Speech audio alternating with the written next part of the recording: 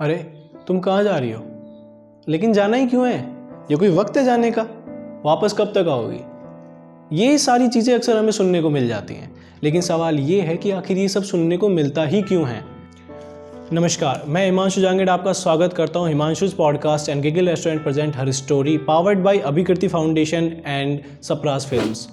ज़रूरी है, बहुत ज़रूरी है इस मुद्दे पर बात करना, क्योंकि ये बात उन घटित घटनाओं के बारे में नहीं है, ये बात है जिनके साथ ये घटना घटित हुई है। और इस मुद्दे पर बात करने के लिए जो शख्स आज हमारे साथ हैं, शायद उनसे बेहतर इस चीज़ को हमें कोई नहीं समझा सकता है। आइए स्वागत करते हैं डीएसपी दीपक शर्मा जी का। नमस्कार सर, कैसे हैं आप? सर, आज हम बात कर रहे हैं हर स्टोरी के बारे में। देखिए, आज हमारे देश को आज़ाद हुए 73 साल हो गए हैं, हमारे कॉन्स्टिट्यूशन को बने हुए 72 साल हो गए हैं। सर, हमने देश के आज़ाद होने के बाद से अब तक हमारे लॉ में, हमारे कॉन्स्टिट्यूशन में बहुत बदलाव किए हैं। वुमेन एम्पावरमेंट के लिए बहुत सारी चीज़ें की हैं, बहुत सारे नए लॉज लेके आए हैं हम लोग। और उसी के साथ में हमारी टेक्नोलॉजी भी निरंतर बढ़ती जा रही है। हम टेक्नोलॉजी में इतने आगे आ चुके हैं कि आज पहले जितना टाइम पुलिस को बुलाने में लगता था, आज उसका 10% टाइम ही लगता है। आप पुलिस को फ़ोन करिए, पुलिस आपके पास हो जाएगी।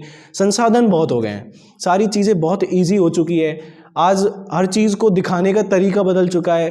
तो कहने का मतलब ये कि सारी चीज़ें जब इजी हो चुकी हैं, लोगों की मेंटलिटी भी बदल रही है, सब कुछ हो रहा है, उसके होते हुए भी अभी भी रेप केसेस बढ़ रहे हैं, अभी भी रेप केसेस कम नहीं हो रहे हैं सर। और हम चाहे कितने भी लॉ लेके आ रहे हैं, हम बदलाव तो कर रहे हैं, हम बहुत सारे बदलाव कर चुके हैं, हम बदलाव कर भी रहे हैं। बट क्या आपको नहीं लगता कि हम कहीं ना कहीं कुछ ऐसी चीज़ें छोड़ रहे हैं जो कि हम शायद वो डिस्कस ही नहीं कर रहे हैं? जो बदलाव होने चाहिए वो बदलाव नहीं हो पा रहे हैं, क्योंकि अगर कोई चीज़ बदलाव मांगती है और हम बदलाव करते हैं तो वो चीज़ें थम जानी चाहिए। बट अगर नहीं थमती है तो इसका मतलब हम कुछ ना कुछ छोड़ रहे हैं। तो आपको क्या लगता है वो चीज़ें क्या हो सकती हैं? हिमांशु जी, पहले तो ये जो आपने एक टॉक या शो ऑर्गेनाइज किया है उसके लिए बहुत बहुत धन्यवाद। Welcome sir. आपने कहा कि आज़ादी के इतने साल बाद बहुत सारी चीज़ें बदल गई हैं। डेफिनेटली टेक्नोलॉजी भी बदली है। पहले आज जो इंफॉर्मेशन टेक्नोलॉजी का ज़माना है, पहले आप मोबाइल नहीं हुआ करते थे। आज हर व्यक्ति के पास मोबाइल है, स्मार्टफ़ोन है।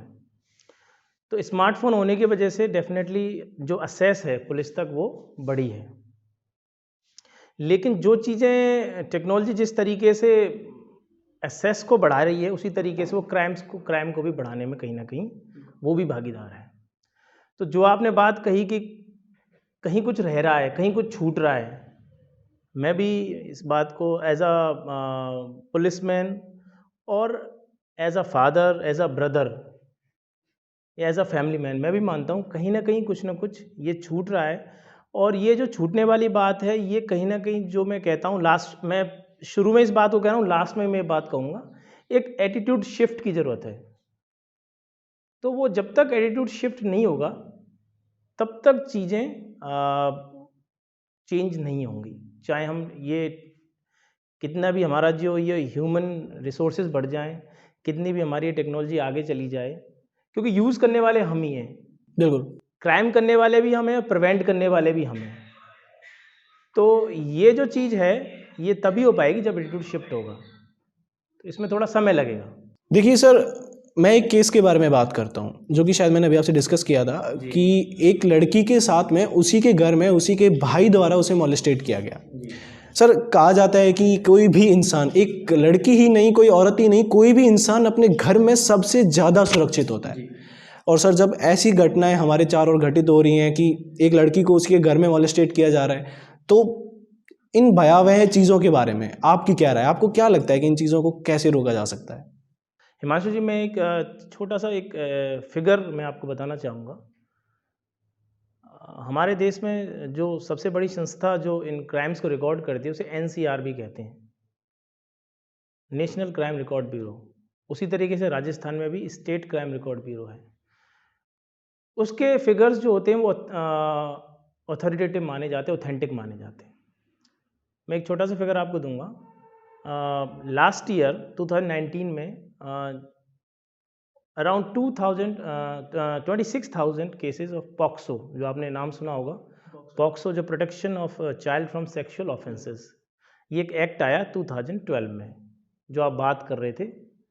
बच्चों के खिलाफ होने वाले जो लैंगिक अपराध हैं उनको रोकने के लिए। तो करीब 26,000 केसेस उसके दर्ज हुए। मैं बच्चों की बात कर रहा हूँ स्पेसिफिकली, महिलाओं की बात तो कर ही नहीं रहा।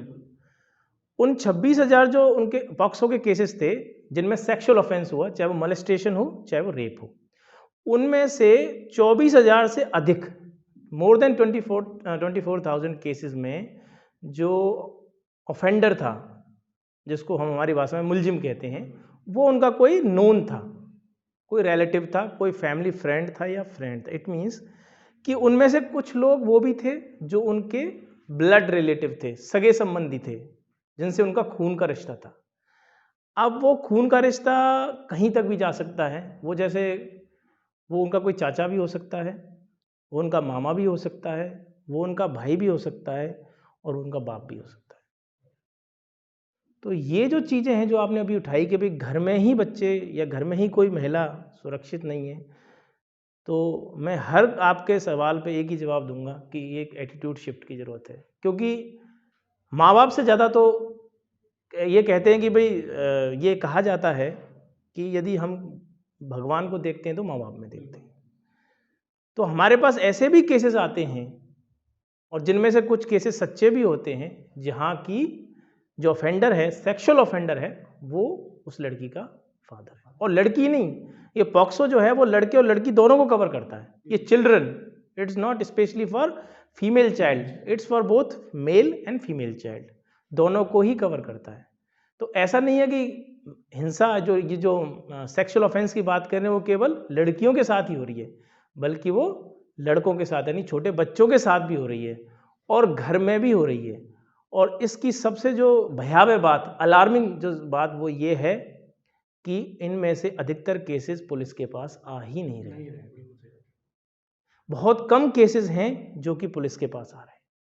जहां आते हैं वहां डेफिनेटली पुलिस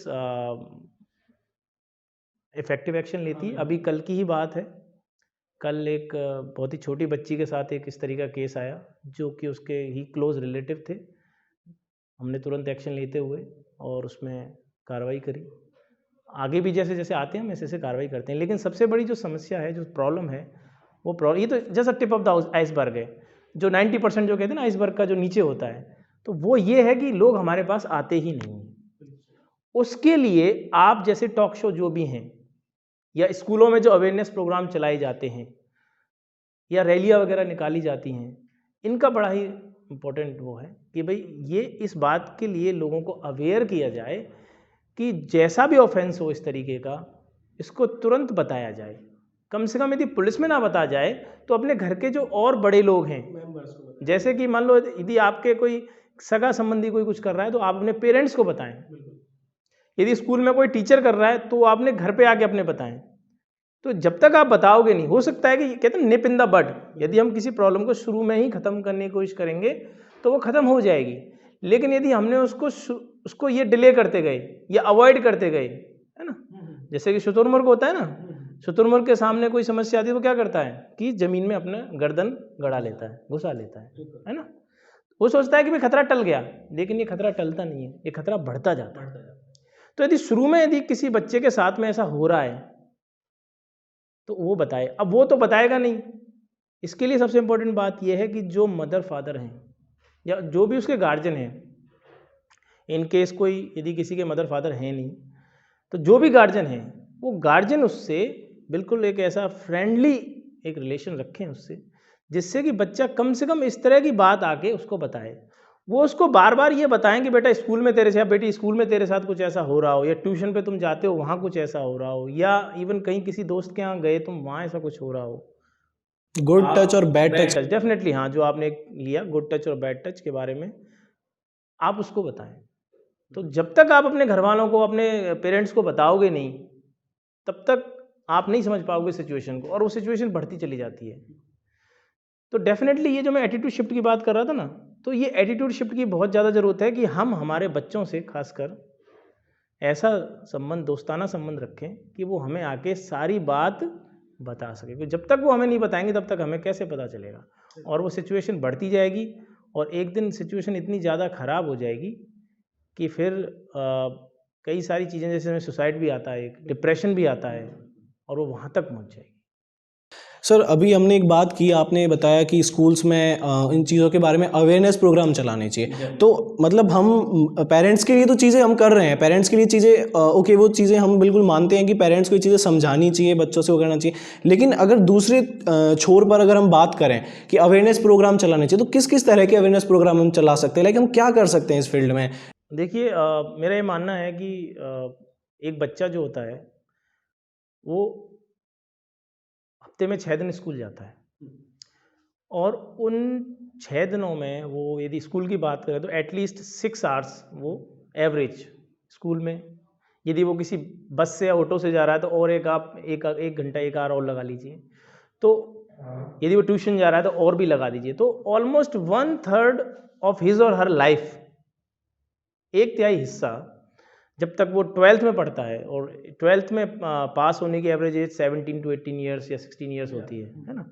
तो 1/3 ऑफ हिज और हर लाइफ एक बच्चा स्कूल में, या स्कूल से रिलेटेड जो भी ट्यूशन हो गया, या बस स्कूल बस हो गई, या कोई पिकनिक हो गया, कहीं भी वो गुजारता है, या कोई डांस क्लास ही हो गई, उसको भी हम स्कूल का हिस्सा मान सकते हैं, या कोई कोचिंग कर रहा है कुछ स्पोर्ट्स की, वो भी एक स्कूल का हिस्सा ही हो गई। तो इतना टाइम बच्चा वहाँ पे दे रहा है, तो डेफिनेटली हमारा जो फोकस है ना वो घर पे तो है ही, लेकिन घर के अलावा हमारा फोकस यहाँ भी रहना चाहिए। और इसके लिए सबसे बढ़िया यही है कि आप डिफरेंट जो स्टेक होल्डर्स हैं, ऑर्गेनाइजेशंस हैं, उनके लोगों को स्कूल्स में बुलाया जाए, जिसमें पुलिस भी हो सकती है ना, आपके ये जो महिला एवं बाल अधिकारिता विभाग होता है एक सरकार का, वो भी हो सकते हैं, एनजीओज भी हो सकते हैं, जो लोग इन प्रॉब्लम्स को प्रैक्टिकली फेस कर रहे हैं, उन लोगों को बुलाया जाना चाहिए। इसके अलावा स्कूल में भी जो स्कूल के जो प्रिंसिपल्स हैं या जो हेड ऑफ द इंस्टीट्यूट हैं, उनको ये एक कोचिंग है, जैसे कई बार ऐसी कोचिंग्स होती हैं जहाँ बच्चे भी 4-4 6-6 घंटे अपना टाइम वहाँ उनको लगता है, स्कूल के बराबर ही वहाँ टाइम देते हैं बच्चे। इवन कई बच्चे ऐसे होते हैं स्कूल ना जाके कोचिंग ही जाते हैं, कोचिंग और स्कूल तो नाम के लिए जाते हैं। तो वहाँ पे डेफिनेटली एक ऐसी उनको एक कमेटी बनाई जानी चाहिए, उस कमेटी में फीमेल मेंबर्स भी हों और मेल मेंबर्स भी हों, और वो यदि वो इस तरीके से वो भी बच्चों के साथ, ये एक जैसे एक कंपनीज में एक एचआर होता है ना, जो कि वेलफेयर के बारे में, अपने एम्प्लॉयज़ के वेलफेयर के बारे में पूरा लुकआउट करता है। तो इस तरीके से वो वहाँ पे भी लोग हों, जो कि आगे से इनका काम ही ये हो कि भाई ये एजुकेशन टीचिंग के अलावा कि वो इस तरह के मैटर्स को देखें। क्योंकि क्या होता है, स्कूल्स वाले तुरंत पल्ला झाड़ लेते हैं, वो कहते हमें तो पता ही नहीं क्या हो रहा है, लेकिन आप ऐसे थोड़ी कह सकते हो। आपका बच्चा, अगर कोई बच्चा है वो स्कूल में आ रहा है, पढ़ रहा है, आपका पूरा टाइम स्कूल में दे रहा है, टीचर की निगरानी में है, तो वो टीचर की जिम्मेदारी बन जाता है। एक माँ बाप अपने घर से बच्चे को भेजते हैं तो वो एक भरोसे पे भेजते हैं कि स्कूल जाकर वो टीचर की छत्र छाया में सुरक्षित है, वो वहाँ पर सेफ फील करेगा। बिल्कुल नहीं, मैं ये कहता हूँ यदि कोई गवर्नमेंट स्कूल है तो बीइंग अ गवर्नमेंट एम्प्लॉय तो आपकी जिम्मेदारी वैसे ही बढ़ जाती है, और यदि कोई प्राइवेट स्कूल है तो वहाँ का जो मैनेजमेंट है, भाई after all they are paying, है ना, पेइंग इन हैंडसम अमाउंट, ऐसा भी नहीं है, वो भी ठीक ठाक है। तो वो जो चीज़ें हैं वो उनकी जिम्मेदारी है। और देखिए, ये हम सभी जानते हैं कि जो यूथ है, ये बच्चे ही आगे बढ़ के यूथ बनेंगे। भाई जो बच्चा आज 10 साल का है वो कभी 20 साल का होगा।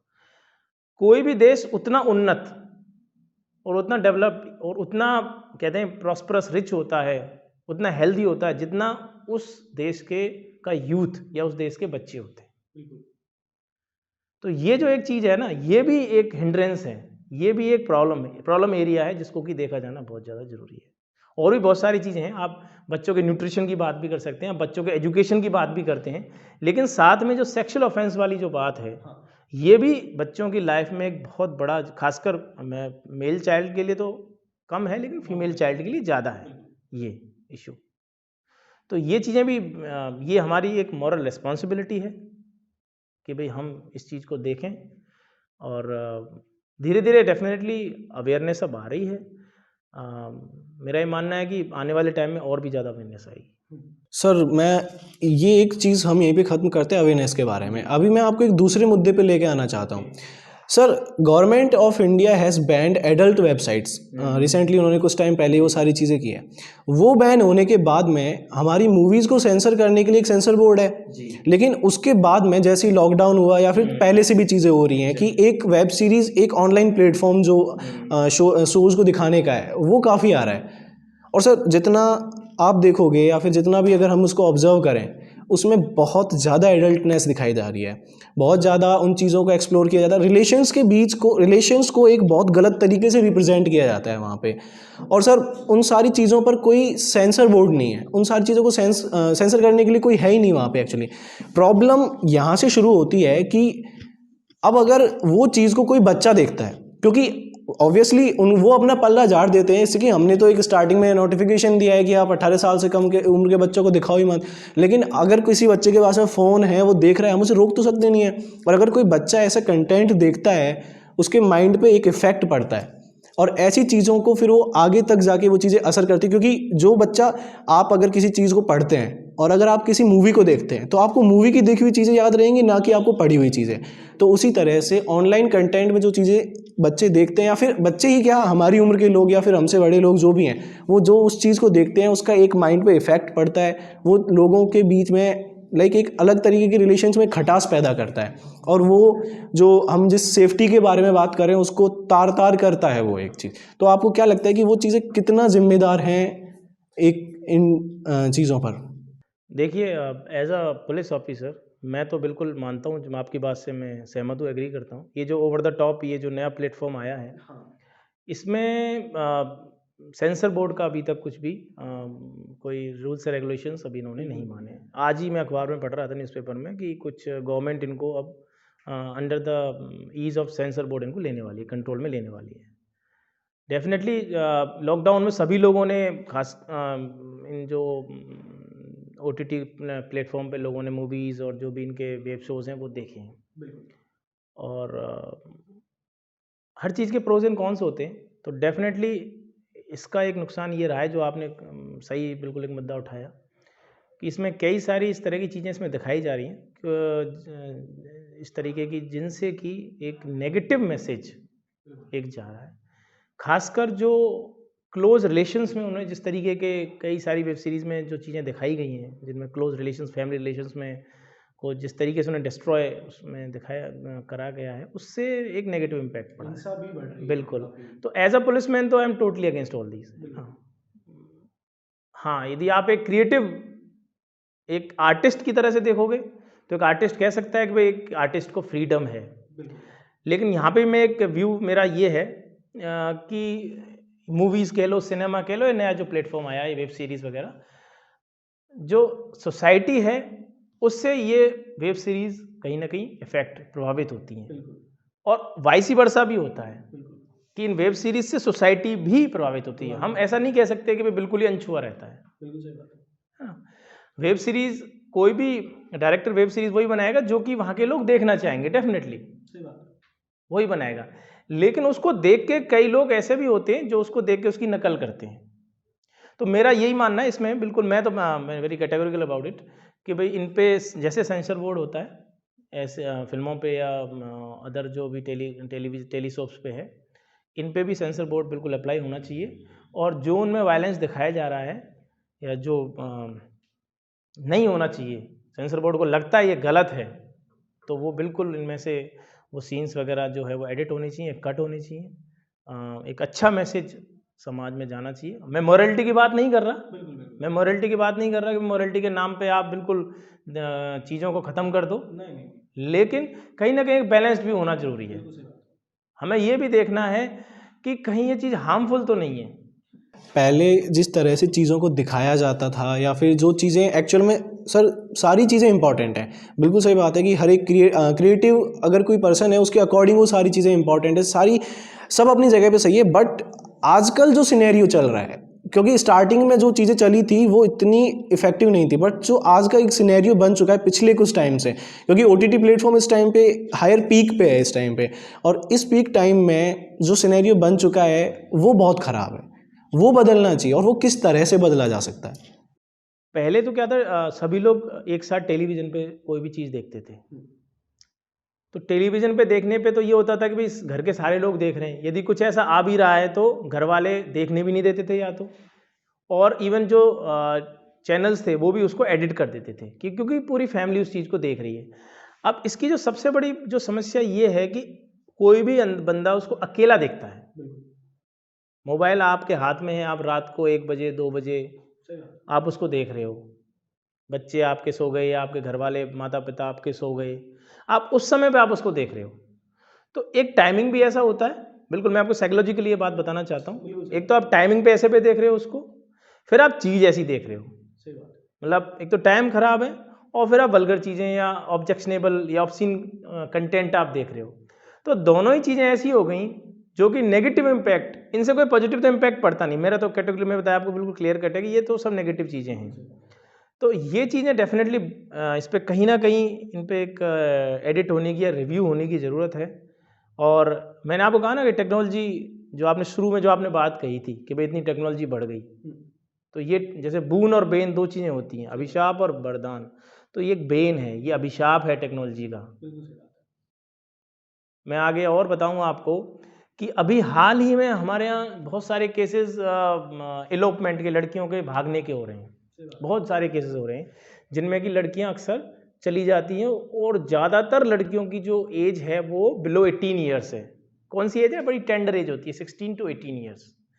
16 to 18 ईयर्स एक एज ऐसी होती है, चाहे वो लड़का हो चाहे लड़की हो, जिसमें कि बच्चे को कुछ समझ में नहीं आता, वो मैच्योर, हाँ डेफिनेटली हार्मोनल चेंजेस उसमें आ रहे होते हैं, हार्मोनल चेंजेस आ रहे होते हैं। उससे पहले क्या होता है कि उसके घर वाले उसके लिए सब कुछ होते हैं, उसके माता पिता, उसके भाई बहन, वो सोचता है कि यार ये सब दिस इज़ माय वर्ल्ड। लेकिन 16 से 18, 16 to 18, 19, 20 इस बीच क्या होता है, वो घर से बाहर निकलता है, नए नए दोस्त बनते हैं। अब पहले क्या होता था कि आपके पास मोबाइल नहीं हुआ करता था, तो आप ठीक है, आप ट्यूशन गए, आप कोचिंग गए, आप कॉलेज गए, आप स्कूल गए, बस आपकी दोस्ती वहीं तक है। मोबाइल के आने के बाद क्या हुआ कि after school, after coaching, after college भी आप उन लोगों के कनेक्शन में हो। माँ बाप सोच रहे हैं कि हमारा बेटा है, हमारी बेटी घर पे आराम से सो रहा है, और वो बच्चा अपना फ़ोन पे, और आजकल तो वीडियो कॉलिंग भी हो गई है ना, वीडियो कॉलिंग भी हो गई। तो बड़ा मतलब ये एक नेगेटिव चीज़ है। मैं तो बिल्कुल इसमें कैटेगोरिकली कहूँ, कोई मॉरलिटी है उसकी कोई बात नहीं है। एज अ पुलिस ऑफिसर मैं कह रहा हूँ आपसे कि ये बिल्कुल जो कह रहे हैं ना कि हमारे जो समाज को, हमारी युवा पीढ़ी को बिल्कुल खाई की तरफ ले जा रहा है। क्या किसी बच्चे को वीडियो कॉलिंग की जरूरत है? आप मुझे बताइए सर। ये चीज़ें जिस चीज़ के लिए बनाई गई है, ठीक है, उस काम में तो आ नहीं रही है, और जो चीज़ें नहीं होनी चाहिए उस तरफ ही जा रही है, और हम उनका सपोर्ट ले रहे हैं। जो चीज़ें होनी चाहिए उनका सपोर्ट लेके हम गलत दिशा में जा रहे हैं। भाई ये जो आज हम ऑनलाइन क्लासेस की, हम कहते हैं मोबाइल ऑनलाइन क्लासेस में काम आता है, लेकिन ऑनलाइन क्लासेस तो कोरोना में तो स्टार्ट हुई। प्री कोविड तो कोई ऑनलाइन क्लास की जरूरत नहीं थी, लेकिन ये जो व्हाट्सएप ने, स्पेशली व्हाट्सएप ने जो फीचर स्टार्ट किया, इसको कई साल हो गए। जो वीडियो कॉलिंग जो फीचर स्टार्ट किया है, इसको कई साल हो गए। तो टेक्नोलॉजी है, ठीक है, आप कहीं अपने घर से दूर रह रहे हैं, आपको अपने पेरेंट्स से बात करनी है, आपको अपने बच्चों से बात करनी है, तो it's a very good thing कि भाई ठीक है, आपने घर वालों से थोड़ी देर के लिए, घंटे भर के लिए, 10 मिनट के लिए, आधा घंटे के लिए बात कर लेते हो, बहुत अच्छी बात है। लेकिन अब इसके जो नुकसान हैं वो ये हैं कि उसको जो खासकर जो हमारे बच्चे हैं, ये छोटे छोटे, उसको यूज़ करते हैं, और फिर वो धीरे धीरे क्या होता है, घर वालों से वो कट होते जाते हैं, और फिर वो कई सारे, फिर वो आगे जाके वो सेक्सुअल ऑफेंस में फिर कन्वर्ट हो जाता है। छोटे छोटे बच्चों को आप फ़ोन दे दो, माँ बाप नहीं चाहिए, आप फ़ोन दे दो उन्हें, तो वो उससे खुश हैं। तो ये टेक्नोलॉजी का एक नुकसान है, जिससे कि भी सेक्सुअल ऑफेंसेस बढ़ने के पीछे एक बड़ा कारण ये टेक्नोलॉजी है। लेकिन हर चीज़ के फ़ायदे नुकसान होते हैं, तो हम इसके कुछ फ़ायदे ले रहे हैं, तो कुछ नुकसान भी हमें उसके उठाने। इसको इस तरह से समझ सकते हैं कि अब एक 17 साल का लड़का या लड़की है, तो अब उन्हें नहीं पता है कि वो, क्योंकि वो चीज़ें सीख रहे हैं, ठीक है, उन्हें नहीं पता है कि क्या चीज़ें सही है क्या नहीं है। अब वीडियो कॉलिंग फीचर की अगर हम बात कर रहे थे, तो वहाँ पे हम माँ बाप से तो बात करते नहीं है, क्योंकि माँ बाप के साथ हम रहते हैं, ठीक है, तो हम हमारे दोस्तों से बातें करते हैं। उस एज में ना तो हमें सही का पता होता है ना गलत का पता होता है। और जो हार्मोन्स की जो हम बात कर रहे थे, उसके उनके चलते कई बार चीज़ें ऐसी होती हैं कि हम वीडियो कॉलिंग पे कुछ गलत कर बैठते हैं, और वो चीज़ें रिकॉर्ड हो जाती हैं, आगे चली जाती हैं, फिर हैरेसमेंट होता है, तो बहुत ज़्यादा बढ़ जाती है। तो ज़रूरत है ये सोचने की कि हम अपने बच्चों को ये चीज़ सिखाएं कि क्या सही है क्या गलत है। आजकल अक्सर पेरेंट्स भी यही करते हैं कि वो सोचते हैं कि हम हमारे बच्चों को ये सारी चीज़ें अवेलेबल करवा दें, लाइक वो टाइम दे, क्योंकि आजकल मॉम और डैड दोनों जॉब पे जा रहे हैं और सुबह से शाम तक की जॉब करते हैं, उसके एक्स्ट्रा भी बहुत जॉब करते हैं वो लोग, साइड पार्ट टाइम जॉब भी करते हैं। तो वो लोग सोचते हैं कि एक काम करते हैं कि अपने बच्चे को अगर फ़ोन में इंटरेस्ट है उसको फ़ोन दिला देते हैं, तो वो वहाँ से हैंडल हो जाती हैं चीज़ें, वो सोचता है कि हाँ ठीक है वो खुश है। बट एक्चुअल में चीज़ें सही होने की बजाय गलत हो रही हैं, क्योंकि वो बच्चा सही यूज़ कैसे करना है वो नहीं समझ पा रहा है, बस वो यूज़ कर रहा है और उसे जो दिखाई देता है वो उसी चीज़ में चला जाता है। सर जब मैं एक बच्चा था तो जैसे मुझे मिट्टी में खेलना अच्छा लगता है या फिर बारिश में नहाना अच्छा लगता है, तो मैं बारिश में नहाने के लिए चला जाता, मिट्टी में खेल रहा होता था। तो मेरे पापा आते और मुझे डांटते या थप्पड़ लगाते, तो फिर जो जितनी कड़ी सज़ा मुझे मिलती उतना ही डर मेरे अंदर बैठ जाएगा। और यही सत्य है कि अगर कोई हमें रोकेगा नहीं, टोकेगा नहीं, तो हमें सही और गलत का नहीं पता लगता है, ठीक है। तो आपको क्या लगता है कि हमारी कॉन्स्टिट्यूशन में क्या बदलाव होना चाहिए, मतलब कि इतना हार्ड, कोई भी रेपिस्ट है वो रेप करने के बाद में जब वो सज़ा भुगत के वापस आता है तो वो फिर से रेप करता है। कोई भी चोर है वो एक बार सज़ा काटता है तो उसके बाद आकर फिर से वो चोरी करता है। तो आपको क्या लगता है कि ये सारी चीज़ें, मतलब हमारा कितना कॉन्स्टिट्यूशन कितना इस चीज़ को और स्ट्रिक्ट होना चाहिए, या फिर मतलब क्या बदलाव होनी चाहिए कॉन्स्टिट्यूशन में? देखिए, जो आप कॉन्स्टिट्यूशन यानी जो जो भी लॉज़ हैं उनकी बात कर रहे हो, लॉज़ में प्रोविजंस हैं जिसमें कि यदि आप कोई बार बार ऑफेंस करते हो तो उन ऑफेंस के लिए आपको ज़्यादा सज़ा मिलेगी। ऐसा है कि भाई कोई कई ऑफेंस ऐसे हैं जिनमें कि आप चाहे फर्स्ट टाइम करो चाहे ज़्यादा करो तब भी सेम है। कुछ ऐसे ऑफेंसेस हैं जिनमें आप बार बार करते हो तो उसके हिसाब से एनहेंस पनिशमेंट का प्रावधान है। तो लॉज तो हैं और बेसिकली पिछले कुछ सालों में बहुत सारे लॉज हमने बनाए भी हैं। ऐसा नहीं है कि भाई हमारी जो आईपीसी इंडियन पेनल कोड जो है जिसको हम भारतीय दंड संहिता कहते हैं वो 1861 में अंग्रेजों के टाइम पे आई थी। उसके ज़्यादातर प्रोविजंस अभी भी रेलेवेंट हैं और कुछ नए प्रोविजंस हमने आफ्टर इंडिपेंडेंस, और जहाँ तक हम सेक्सुअल ऑफेंस या क्राइम अगेंस्ट वीमेन की बात करें तो हमने बहुत सारे ऑफेंसेस हमने या बहुत सारे जो नए नए जो एक्ट्स हैं वो हमने बनाए हैं। जैसे कि मैं आपको बताऊं तो क्राइम अगेंस्ट वीमेन उसी दिन से शुरू हो जाता है जिस दिन से वो बच्ची अपने माँ के गर्भ में आती है। सबसे पहला ऑफेंस है कि यदि हमें ये पता चले कि ये जो गर्भ में जो बच्चा है वो एक फीमेल चाइल्ड है, तो जैसे ही हमें ये पता चलता है वैसे ही हम क्या करते हैं, हम बाइज्ड हो जाते हैं और कई बार हम एबॉर्शन कराते हैं। इसको रोकने के लिए हमने पीसीपीएनडीटी एक्ट गवर्नमेंट ने, राजस्थान गवर्नमेंट ने बनाया है, जिसमें कि ऐसे सोनोग्राफी सेंटर्स जो ये बता देते हैं कि चाइल्ड का सेक्स क्या है या फीटस का सेक्स क्या है, जो बच्चा घर में पल रहा है उसका सेक्स क्या है, ऐसे सेंटर्स जो ये बताते हैं और एबॉर्शन कराते हैं उनके खिलाफ सख्त से सख्त सज़ा का प्रावधान है। तो अभी हमारे जो गवर्नमेंट है उसका जो डिपार्टमेंट है उनका काम यही है कि भाई वो डिकॉय ऑपरेशन करते हैं और ऐसे लोगों के खिलाफ, और अभी 100 से ऊपर इस तरह के डिकॉय ऑपरेशन गवर्नमेंट ने कर रखे हैं और इसके लिए हमने एक्ट बनाया हुआ है। तो इसके अलावा और भी शुरू से बहुत सारे और भी, जैसे मैं यदि आपको थोड़ा सा बताऊं तो और भी बहुत सारे प्रावधान हैं। पॉक्सो हमने बनाया 2012 में, बहुत रिसेंट एक डेवलपमेंट हमने किया। इसके अलावा जो वर्क प्लेस पे भी जो हरासमेंट होता है लेडीज़ का, उसके लिए उन्होंने 2013 में ही हमने एक एक्ट बनाया है। अभी आपने हाल ही में बड़ा थोड़ा पॉलिटिकल इशू भी बनाया था, ट्रिपल तलाक वाला, वो भी हमने 2019 में एक एक्ट बनाया है।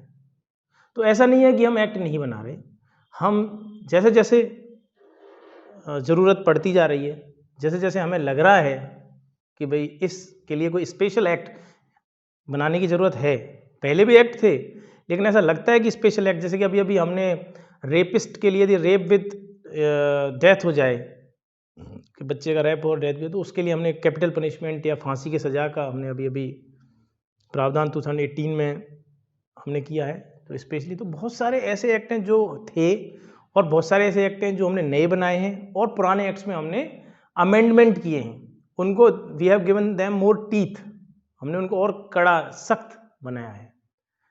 तो ये एक लेकिन मेरा ये मानना है कि ये एक नेगेटिव एस्पेक्ट है। जो आप कह रहे हो ना कि एक्ट वाली जो आप या लॉ वाली जो बात कर रहे हो, ये एक नेगेटिव एस्पेक्ट है। सोशियोलॉजी में या साइकोलॉजी में हम पढ़ते हैं, किसी को भी रिफॉर्मेटिव थ्योरीज की बात करते हैं कि किसी व्यक्ति को क्यों सुधारा जाए, कैसे सुधारा जाए। तो ये जो सजा हम क्यों देते हैं किसी को सुधारने के लिए, दो चीजें हैं, एक तो सुधारना और एक डराना।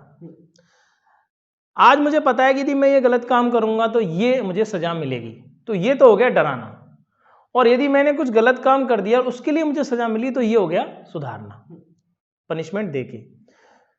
तो लॉ तो यही करता है कि यदि किसी ने कोई गलत काम किया तो उसको सजा देता है, और ये माना जाता है कि सजा देने के बाद, सजा पाने के बाद वो व्यक्ति जिसने वो ऑफेंस किया है वो सुधर जाएगा जब वो जेल जाएगा।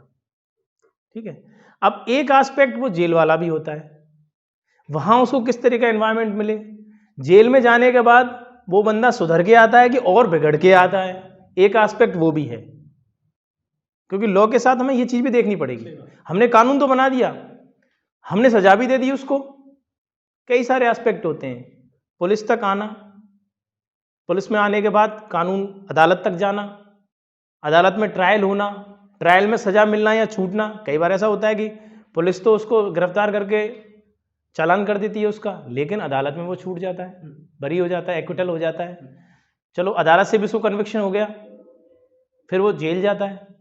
जेल में जाने के बाद, क्योंकि मैंने बताया ना आपको लॉ का क्या है मोटो, लॉ का मोटो है उस व्यक्ति को सुधारना, सजा के द्वारा सुधारना। तो अब वो वहां जाके जब जेल में साल, 2 साल, 10 साल, 20 साल जब वो गुजार के आता है, उसके बाद उसका क्या फ्रेम ऑफ माइंड रहता है, वहाँ उसको कैसा एटमॉस्फेयर मिलता है। तो कई लोग सुधर भी जाते हैं, और कई ऐसे भी होते हैं सामने में, चोरी, एक बार चोरी की सजा मिल गई, वो दोबारा चोरी करता है। दोबारा चोरी क्यों कर रहा है? क्योंकि वो जेल गया, कहीं ना कहीं उसको वो एनवायरनमेंट वहाँ दोबारा से वही मिल गया। वो ऐसे लोगों के साथ ही रहा जिसने सोचा कि अब मैं जब जेल से बाहर आऊँगा तब मैं दोबारा से उनके साथ मिलके ये काम करूँगा। या फिर जब वो बाहर आया तो उसके पास कुछ और है ही नहीं कमाने के लिए, तो उसने कहा कि मैं दोबारा से वही काम, क्योंकि वो ईजी है उसके लिए, वो कर सकता है। तो इसके कई सारे एस्पेक्ट हैं। कानून हमारे पास हैं, मैं ये नहीं कह रहा कानून नहीं है, कानून हमारे पास सभी हैं, और भविष्य में भी यदि हमें ऐसा लगेगा तो हम इसमें कानून और भी सख्त से सख्त बनाएंगे। लेकिन केवल कानूनों से यदि कोई सुधर जाता, यदि कानूनों से सारी चीज़ हो जाती, तो कोई अपराध करता ही नहीं।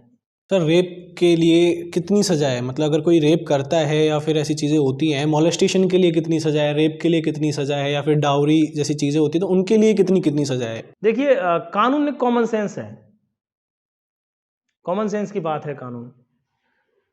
यदि आप कोई छोटा काम करोगे तो उसके लिए छोटी सजा है, बड़ा काम करोगे तो बड़ी सजा है। जैसे कि आपने कहा डाउरी, दहेज। डाउरी वर्ड को हमने बहुत ज़्यादा वाइड कर दिया है, बहुत ज़्यादा वाइड कर दिया डाउरी। इसके लिए हमने एक अलग से एक्ट बनाया है, उसमें बहुत सारी चीज़ें आ जाती हैं। जैसे कि उसमें हमने डाउरी को क्रुएल्टी की तरह ले लिया कि भाई जैसे हमने यही नहीं कि दहेज मांगना ही डाउरी नहीं होती, हमने उसमें क्रुएल्टी वर्ड भी जोड़ दिया, क्रूरता, जिसमें कि हम किसी से, हम यदि कोई सास या कोई पति या कोई देवर या कोई जेठ या कोई ननद या कोई और कोई रिश्तेदार यदि किसी महिला को कोई भी ताना देता है, किसी भी प्रकार का ताना देता है, तो वो क्रुएल्टी में आ जाता है। ठीक है। तो डेफिनेटली जब हमने उस चीज़ को इतना वाइड कर दिया तो उसकी सज़ा उतनी ही कम होगी। तो उसकी सज़ा थोड़ी कम है, 3 साल तक की सज़ा है, इस तरीके से। फिर आपने कहा मोलेस्टेशन, मोलेस्टेशन उससे गंभीर अपराध हो गया तो उसकी सज़ा ज़्यादा है, वो 3 साल से भी ज़्यादा, 7 साल तक है। और जैसा आपने बताया रेप, तो रेप तो definitely it's a heinous crime, तो उसमें सज़ा जो लाइफ इम्प्रिजनमेंट तक भी है। इसके अलावा जैसे जो रेप भी 2 बात हो गई, एक नाबालिग के साथ और एक बालिग के साथ। तो जो नाबालिग के साथ रेप है उसमें सज़ा ज़्यादा है। कई बार सज़ा भी 2 तरीके से होती है कि भाई एक तो ये है कि भाई इतनी सज़ा होगी, एक ही होता है कि मिनिमम इतनी सज़ा तो होगी ही होगी। जैसे कि मान लो किसी चीज़ के लिए हमने 10 साल की सज़ा मुकर्रर करी, अब 10 में कोर्ट चाहे तो 1 साल की सज़ा दे या 2 साल की सज़ा दे या मैक्सिमम 10 साल की सज़ा दे, लेकिन हमने एक कानून ये बना दिया कि इस ऑफेंस के लिए मिनिमम 5 साल की सज़ा तो होगी ही होगी। इट मीन्स कोई भी कोर्ट उसको 5 साल से कम की सज़ा नहीं दे सकता। तो कानून उसी हिसाब से होता है। तो डेफिनेटली रेप हीनियस क्राइम है, तो उसके लिए सबसे ज़्यादा लाइफ इम्प्रिजनमेंट यानी आजीवन कारावास तक की सज़ा रेप में होती है, और यदि रेप विद मर्डर हो तो उसमें कैपिटल पनिशमेंट यानी फांसी की सज़ा भी हो सकती है, depends upon the court. Sir rape के अंदर एक एक्यूज्ड होता है और और जो रेप करने वाला होता है जिसके साथ रेप हुआ होता है सर। अब जिसके साथ जिसने रेप किया उसको पुलिस ने पकड़ भी लिया, वो जेल भी चला गया, उसको सज़ा भी मिल गई, कोई बात नहीं। हम एक सबसे बड़ा जो एक एग्जांपल है निर्भया वाला ले लेते हैं, ठीक है, कि चलो उसमें तो फिर भी निर्भया की डेथ हो गई थी, बट अगर मान लीजिए कि डेथ नहीं होती है या फिर कुछ भी और चीज़ें हो जाती हैं, सर जो रेप करता है वो अपनी ज़िंदगी को जी लेता है, ठीक है, वो अपनी ज़िंदगी को या तो जेल में या फिर अगर कुछ सालों की सज़ा काटने के बाद फिर से जी लेता है। लेकिन जिसके साथ रेप हुआ है उसके लिए वो पूरी ज़िंदगी भर का श्राप बन चुका होता है।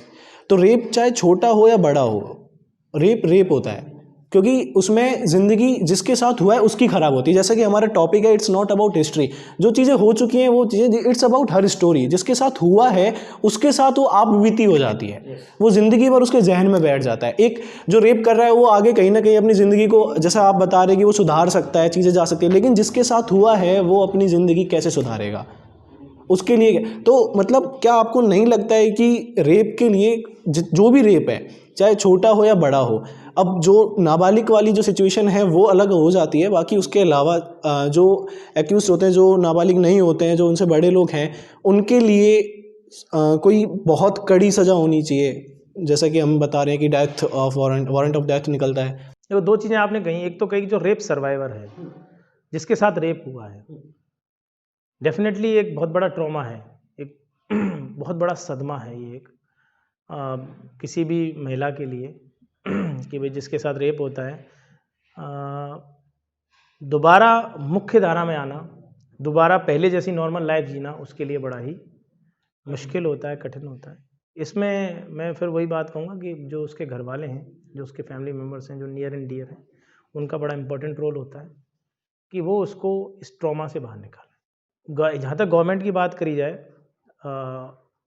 स्पेशली गैंग रेप के जो सर्वाइवर्स होते हैं, जो विक्टिम्स होते हैं, उनके लिए हम फाइनेंशियल और मेडिकल असिस्टेंस का हमारे यहाँ प्रावधान है।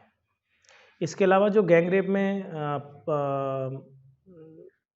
जो कोर्ट होता है वो एक्यूज्ड पे फाइनेंशियल या मॉनेटरी पेनल्टी भी लगाता है, तो वो जो मॉनेटरी पेनल्टी लगाता है वो भी उस सर्वाइवर को या जो विक्टिम है उसको मिलती है। इसके अलावा और भी गवर्नमेंट की स्कीम्स हैं जो कि उनको मदद करती हैं रिहेबिलिटेशन में। तो सरकार तो इन चीज़ों के लिए बड़ी गंभीर है, और बट डेफिनेटली सोसाइटी को इसमें या फैमिलीज को का इसमें रोल होता है, जो कि रेप सर्वाइवर्स को दोबारा से नॉर्मल की तरफ ले जाएं। उनके साथ जो हुआ है उसको वो लोग ही बता सकते हैं, वही लोग फील कर सकते हैं, लेकिन जो लोग उनके अपने हैं वो उनका थोड़ा दर्द कम कर सकते हैं। दूसरी बात आपने कही रेप एक्यूज्ड को सजा देने की। देखिए मैंने आपको पहले ही बताया कि कानून में अकॉर्डिंगली सजा का प्रावधान होता है। कानून में जो सबसे बड़ा जो अपराध माना गया है वो मर्डर माना गया है। मर्डर सबसे बड़ा अपराध माना गया है, और मर्डर के लिए जो सब हमने पनिशमेंट का जो कैपिटल पनिशमेंट का प्रावधान है। उसके बाद जो मर्डर के बाद जो सबसे बड़ा जो अपराध माना गया है वो रेप माना गया है, रेप माना गया है। तो रेप के लिए हमने लाइफ इम्प्रिजनमेंट की बात हमने करी है। तो ये जो है, जो पनिशमेंट है लाइफ इम्प्रिजनमेंट, ये भी मेरे हिसाब से ये भी काफ़ी है, क्योंकि कई जगह तो कई कंट्रीज़ ने तो कैपिटल पनिशमेंट को बैन करने का है, कई जगह जहाँ कैपिटल पनिशमेंट ही नहीं दिया जाता। तो इस चीज़ में जैसे हमने नया भी जो मैंने आपको बात कर रहा था भाई 2019 में और 18 में ही हमने एक नया प्रावधान किया कि जो रेप विद मर्डर है उसमें हमने कैपिटल पनिशमेंट की बात भी हमने करी है। तो डेफिनेटली ये चीज़ों पे भी गवर्नमेंट सोच रही है और कर भी रही है प्रावधान, और आगे भी इस तरह के प्रावधान होते रहे। और जहाँ तक पॉक्सो के जो ऑफेंसेस हैं उनमें टेक्निकल चीज़ें हैं जो कि आम आदमी नहीं समझता, लेकिन टेक्निकल चीज़ें इस तरीके से बनाई गई हैं कानून में जिसमें कि एक्विटल के चांस यानी कि बरी होने के चांस बहुत कम होते हैं, और पनिशमेंट के यानी कन्विक्शन के चांस बहुत ज़्यादा होते हैं। इस तरह के टेक्निकल चीज़ें हमने हमारे जो एक्ट्स हैं उनमें हमने इंक्लूड करी हैं कि भाई यदि किसी नाबालिग बच्चे के साथ यदि अपराध होता है तो जब भी ट्रायल में जाए कोर्ट में तो ज़्यादा से ज़्यादा चांसेस हों कि उसको सज़ा मिले। इस तरह की हमने टेक्निकल चीज़ें हमने कानून में डाली हैं। साथ में उनकी स्पेशल मॉनिटरिंग की भी एक व्यवस्था, एक अरेंजमेंट किया है कि उनकी मॉनिटरिंग की जाए और जिससे कि ज़्यादा से ज़्यादा सज़ा इनको रेप एक्यूज्ड को हो। तो कड़े कानून के साथ साथ मॉनिटरिंग भी ज़रूरी है कि यदि कोई अपराधी पकड़ा जाता है तो केवल पकड़े जाने तक, गिरफ्तार होने तक ही वो सीमित ना रहे, बल्कि उसको सज़ा भी हो, क्योंकि इन दोनों के बीच भी बड़ा गैप होता है। हम सोचते हैं कि भाई अपराधी पकड़ लिया, ख़त्म हो गई कहानी, भाई वहाँ कहानी ख़त्म नहीं होती, कहानी वहाँ से स्टार्ट होती है। क्योंकि अपराधी के गिरफ्तार होने से लेकर और सज़ा मिलने के बीच में काफ़ी लंबा समय होता है। वो भी एक पूरा सिस्टम होता है, एक प्रोसिक्यूशन का एक पार्ट होता है, तो वो भी बड़ा इंपॉर्टेंट है। यदि हमने किसी को पकड़ लिया और हम उसको सज़ा नहीं दिला पाए तो हमारा पर्पस आधा हो गया, पर्पस डिफीट हो गया, हमारा रिजल्ट नहीं आया। तो वो भी एक गवर्नमेंट का ध्यान उसकी तरफ भी है कि इस तरह के प्रावधान किए गए हैं, इस तरह के मॉनिटरिंग की एक अरेंजमेंट व्यवस्थाएं की गई हैं कि जो गिरफ्तार हो रहा है उसको सज़ा भी मिले। सर, एज ए ह्यूमन, हम जो नॉर्मल हम ह्यूमंस हैं वो सच्चाई नहीं जानते। काफ़ी बार हम लोग जो हमें दिखाई देता है और जो एक्चुअल में जो चीज़ें होती हैं वहाँ तक हम नहीं पहुँच पाते हैं। तो हम हमारे अकॉर्डिंगली हमें लगता है कि यार इस चीज़ में ये लॉ होना चाहिए, उस चीज़ में वो लॉ होना चाहिए, ये बदलाव होना चाहिए, वो बदलाव होना चाहिए। बट एक्चुअल में चीज़ें इतनी ईजी नहीं होती है। But as a police officer आप बहुत सारी चीज़ों को देखते हैं, बहुत सारी चीज़ें, बहुत सारा प्रेशर झेलते हैं। तो ऐसे में अगर एज ए पुलिस ऑफिसर अगर आपको कॉन्स्टिट्यूशन में कुछ चेंज करने का मौका मिले, लाइक आपके पास में पावर है, आपसे पूछा जाए कि आप चेंज करना चाहते हो, तो आप क्या कोई भी एक लॉ जो कि, या फिर कोई भी चीज़ ऐड करना चाहते हैं या फिर हटाना चाहते हैं, तो वो कौन सी चीज़ हो सकती है जो एज ए पुलिस ऑफिसर आपको थोड़ा सा लगता है कि यार ये चीज़ें ऐड होनी चाहिए या फिर ये हटाना है हमें? इसमें मेरा ये मानना है कि कई सारी चीज़ें क्या होता है, जैसे कई बार झूठे केसेस, फॉल्स केसेस बहुत होते हैं। तो फॉल्स केसेस में क्या है कि हालांकि उसके लिए प्रोविजंस हैं कि फॉल्स केसेस के अगेंस्ट कार्रवाई होने का है। कुछ प्रोविजंस हैं जिनमें कि कोई यदि फॉल्स केसेस किसी के खिलाफ रजिस्टर कराता है तो उसके खिलाफ एक्शन लिया जाए, लेकिन वो बड़ा कॉम्प्लिकेटेड सा है। वो बहुत ही कॉम्प्लिकेटेड तरीका है जिसमें कि कोई यदि झूठा केस, जैसे कि आपने अभी हम रेप की बात कर रहे थे, तो रेप भी जैसे मान लो दोनों तरीके से है। जैसे मान लो कोई किसी के खिलाफ झूठा दर्ज करा दे तो वो भी एक, उस जिसके खिलाफ कराया गया वो भी एक ट्रॉमा है, उसके लिए भी एक सदमा है। तो मेरा इसमें ये है कि भी इस तरह के कानून इतने बनाए जाएं कि यदि कोई झूठा केस दर्ज कराता है तो उसके खिलाफ भी कार्रवाई जल्दी हो, इस तरह थोड़ा इजी किया जाए उसको। फेक फेमिनिज्म के खिलाफ। हाँ, उस तरह से। सर, जैसे कि हम जानते हैं कि लॉकडाउन में, जब लॉकडाउन हुआ तो उसमें बहुत सारे जितने भी लाइक क्राइम्स थे वो बहुत ज़्यादा हद तक कंट्रोल हो चुके थे। तो ऐसी चीज़ें तो हम नहीं कर सकते हैं कि हम उस लॉकडाउन को हमेशा रखें, क्योंकि अर्थव्यवस्था भी एक मैटर करती है अपनी जगह पे। बट सर, लॉकडाउन से आपने क्या सीखा कि मतलब जैसे सिचुएशन कभी ऐसा हुआ नहीं, इतने सालों में कभी लॉकडाउन हमने देखा नहीं है, तो आपने जब लॉकडाउन को फेस किया आपने देखा कि क्राइम रेट किस तरह से कम हो रही है। तो आपको क्या लगा, आपको क्या सीखने का मौका मिला कि यहाँ से हम लोग किस तरह से आगे, जब चीज़ें नॉर्मल होने लगे तो हम क्या चीज़ें कर सकते हैं कि क्राइम्स थोड़े कम हों? देखिए लॉकडाउन में कहते हैं ना भाई, हर नेगेटिव चीज़ में कुछ ना कुछ पॉजिटिव होता है। तो लॉकडाउन में जो एज अ पुलिसमैन पॉजिटिव चीज़ जो थी वो, एक तो जैसे आपने बताया क्राइम कम हुआ, दूसरा हमें भी कुछ पॉजिटिव चीज़ें करने का मौका मिला, कई वेलफेयर की चीज़ें हमें करने का मौका मिला, क्योंकि we are relatively free at that time. Police ने, आपने देखा हो कई जगह पे जाके और कई चीज़ें करी, सभी जगह जाके, कहीं राशन डिस्ट्रीब्यूशन हो रहा है, कहीं कुछ हो रहा है, कहीं कुछ हो रहा है। तो ये सब चीज़ें हमने करी वहाँ जाके, तो एक हमें भी सोचने का टाइम मिला। कई चीज़ें हमें सोच, जो कि हम अक्सर नहीं सोच पाते, हम बियॉन्ड क्राइम, जैसे पुलिस के लिए दो चीज़ें इंपॉर्टेंट होती हैं, crime control and law and order. उस समय पे लॉ एंड ऑर्डर भी इतना नहीं हुआ क्योंकि पीपल वर विद अस, लोग हमारे साथ थे। हमने जो किया उसको लोगों ने अप्रिशिएट किया। यदि हमने किसी को कुछ सड़क पे हमने किसी की यदि पिटाई भी कर दी तो लोगों ने उसको भी अप्रिशिएट किया। लोगों ने सोचा कि भाई ये अच्छे के लिए कर रहे हैं। अदरवाइज़ क्या होता है कि यदि सड़क पे पुलिस किसी को डंडा मारे तो लोग वीडियो बना के वीडियो वायरल कर देते हैं, है ना।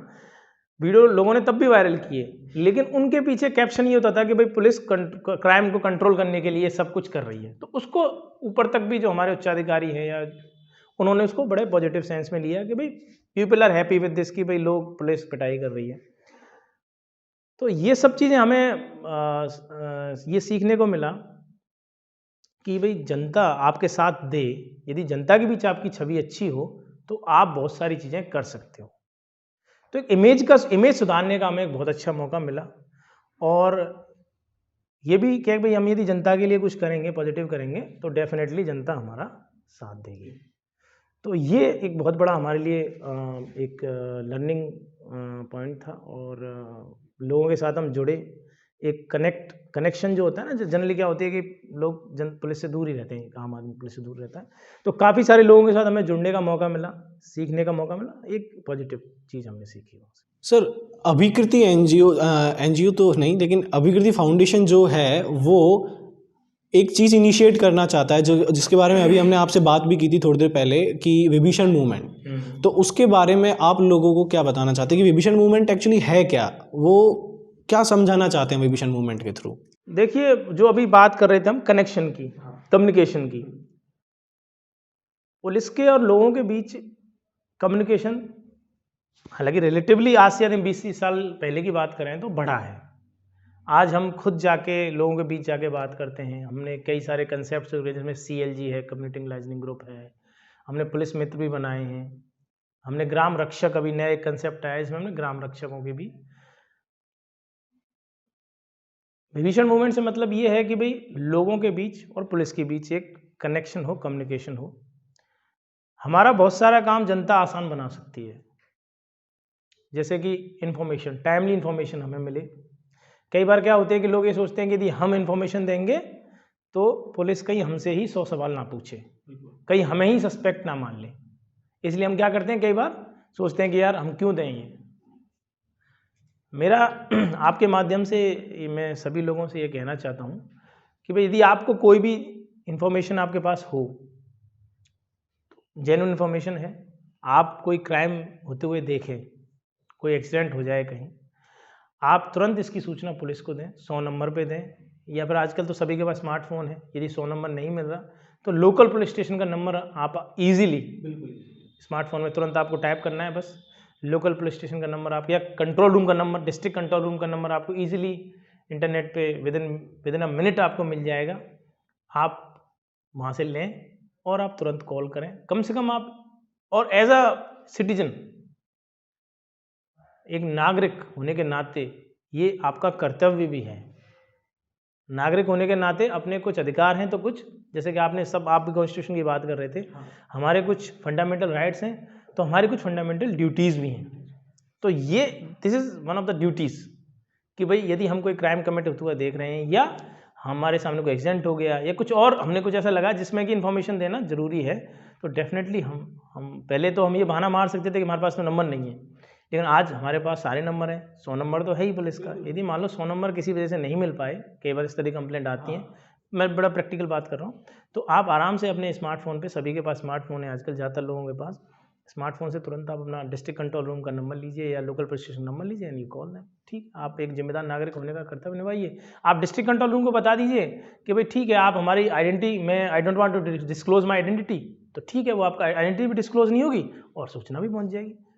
तो बड़ा आसान है ये, एक मतलब आप अपने नागरिक होने का कर्तव्य बड़े आसानी से निभा सकते हैं, आपको कोई परेशान भी नहीं करेगा।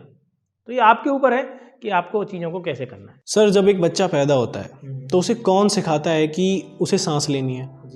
क्योंकि उसे वो ज़रूरत महसूस होती है। कौन सिखाता है कि उसे खाना खाना है? कोई नहीं सिखाता है इन चीज़ों को, वो हमारे जहन से आती हैं।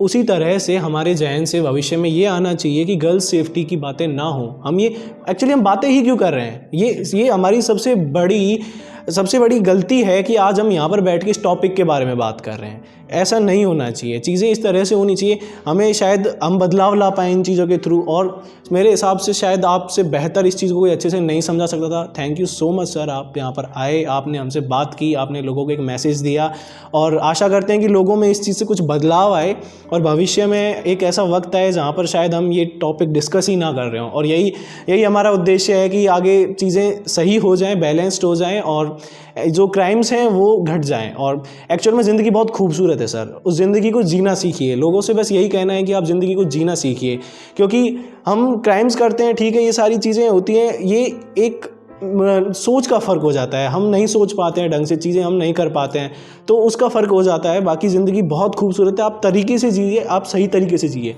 आपकी ज़िंदगी बहुत खूबसूरत हो जाएगी। Thank you so much sir हमसे जुड़ने के लिए।